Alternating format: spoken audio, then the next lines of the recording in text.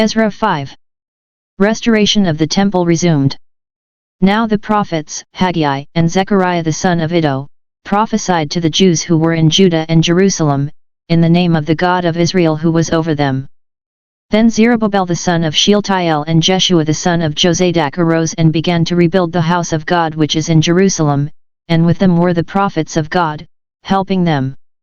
At the same time Tattenai the governor of the province beyond the river and Shethar-Bozenai and their associates came to them and spoke to them thus, Who gave you a decree to build this house and to finish this structure?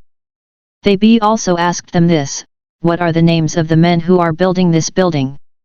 But the eye of their God was upon the elders of the Jews, and they did not stop them till a report should reach Darius and then answer be returned by letter concerning it.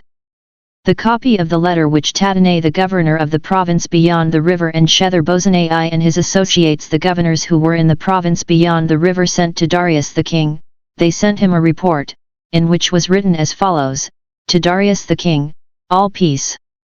Be it known to the king that we went to the province of Judah, to the house of the great God. It is being built with huge stones, and timber is laid in the walls, this work goes on diligently and prospers in their hands.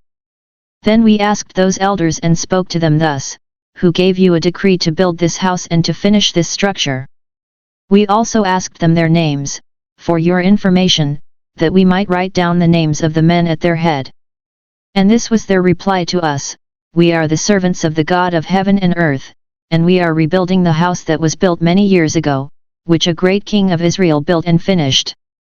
But because our fathers had angered the God of heaven, he gave them into the hand of Nebuchadnezzar king of Babylon, the Chaldean, who destroyed this house and carried away the people to Babylonia. However, in the first year of Cyrus king of Babylon, Cyrus the king made a decree that this house of God should be rebuilt.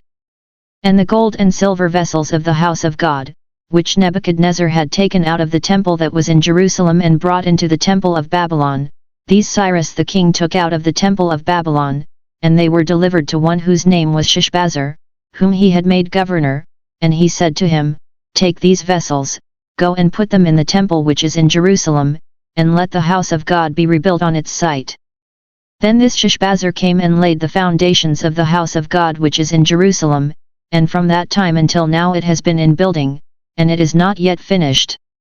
Therefore, if it seem good to the king, let search be made in the royal archives there in Babylon, to see whether a decree was issued by Cyrus the king for the rebuilding of this house of God in Jerusalem. And let the king send us his pleasure in this matter. Ezra 6. The decree of Darius. Then Darius the king made a decree, and search was made in Babylonia, in the house of the archives where the documents were stored.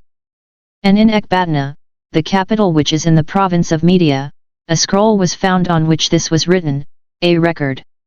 In the first year of Cyrus the king issued a decree, concerning the house of God at Jerusalem, Let the house be rebuilt, the place where sacrifices are offered and burnt offerings are brought, its height shall be 60 cubits and its breadth 60 cubits, with 3 courses of great stones and 1 course of timber, let the cost be paid from the royal treasury. And also let the gold and silver vessels of the house of God, which Nebuchadnezzar took out of the temple that is in Jerusalem and brought to Babylon, be restored and brought back to the temple which is in Jerusalem, each to its place, you shall put them in the house of God. Now therefore, Tattenai, governor of the province beyond the river, Shethar-Bozenai, and your associates the governors who are in the province beyond the river, keep away, let the work on this house of God alone, let the governor of the Jews and the elders of the Jews rebuild this house of God on its site. Moreover, I make a decree regarding what you shall do for these elders of the Jews for the rebuilding of this house of God. The cost is to be paid to these men in full and without delay from the royal revenue, the tribute of the province from beyond the river.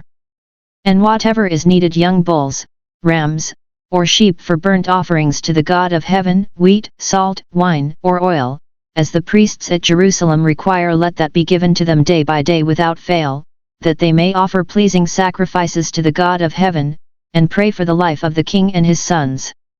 Also I make a decree that if anyone alters this edict, a beam shall be pulled out of his house, and he shall be impaled upon it, and his house shall be made a dunghill. May the God who has caused his name to dwell there overthrow any king or people that shall put forth a hand to alter this, or to destroy this house of God which is in Jerusalem. I Darius make a decree, let it be done with all diligence. Completion and dedication of the temple. Then, according to the word sent by Darius the king, Tatanai, the governor of the province beyond the river, Shethar-Bozenai and their associates did with all diligence what Darius the king had ordered. And the elders of the Jews built and prospered, through the prophesying of Haggai the prophet and Zechariah the son of Iddo. They finished their building by command of the God of Israel and by decree of Cyrus and Darius and Artaxerxes king of Persia, and this house was finished on the 3rd day of the month of Adar, in the 6th year of the reign of Darius the king. And the people of Israel, the priests, and the Levites, and the rest of the returned exiles, celebrated the dedication of this house of God with joy. They offered at the dedication of this house of God 100 bulls, 200 rams, 400 lambs, and as a sin offering for all Israel 12 goats, according to the number of the tribes of Israel. And they set the priests in their divisions and the Levites in their courses, for the service of God at Jerusalem, as it is written in the book of Moses. The Passover celebrated. On the 14th day of the 1st month the returned exiles kept the Passover. For the priests and the Levites had purified themselves together, all of them were clean. So they killed the Passover lamb for all the returned exiles, for their fellow priests, and for themselves. It was eaten by the people of Israel who had returned from exile, and also by everyone who had joined them and separated himself from the pollutions of the peoples of the land to worship the Lord, the God of Israel. And they kept the feast of unleavened bread 7 days with joy, for the Lord had made them joyful, and had turned the heart of the king of Assyria to them, so that he aided them in the work of the house of God, the God of Israel. Ezra 7.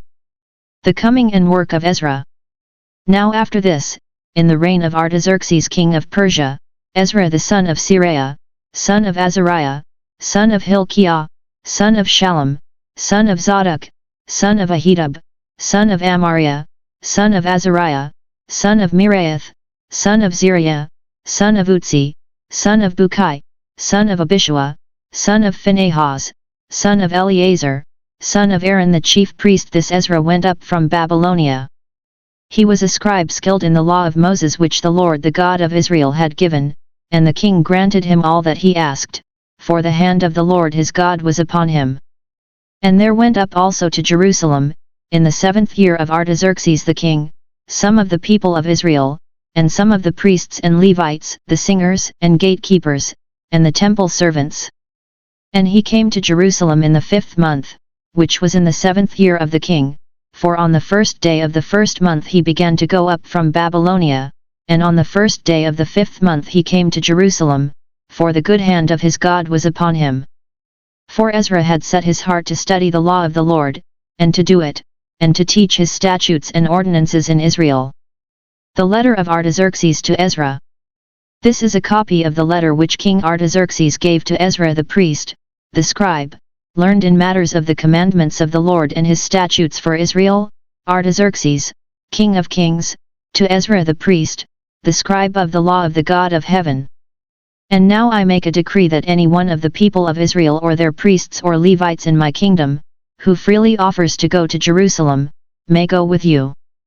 For you are sent by the king and his 7 counselors to make inquiries about Judah and Jerusalem according to the law of your God, which is in your hand, and also to convey the silver and gold which the king and his counselors have freely offered to the God of Israel, whose dwelling is in Jerusalem, with all the silver and gold which you shall find in the whole province of Babylonia, and with the freewill offerings of the people and the priests, vowed willingly for the house of their God, which is in Jerusalem.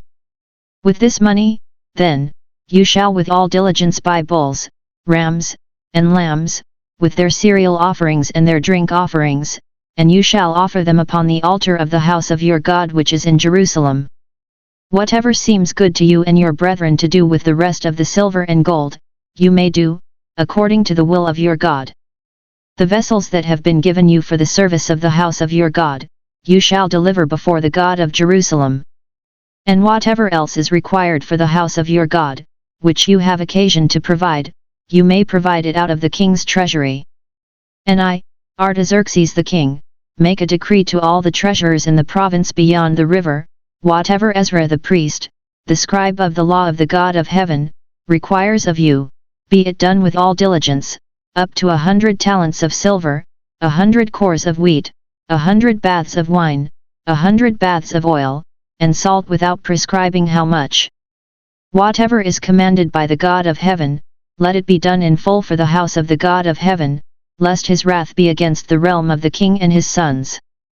We also notify you that it shall not be lawful to impose tribute, custom, or toll upon any one of the priests, the Levites, the singers, the doorkeepers, the temple servants, or other servants of this house of God.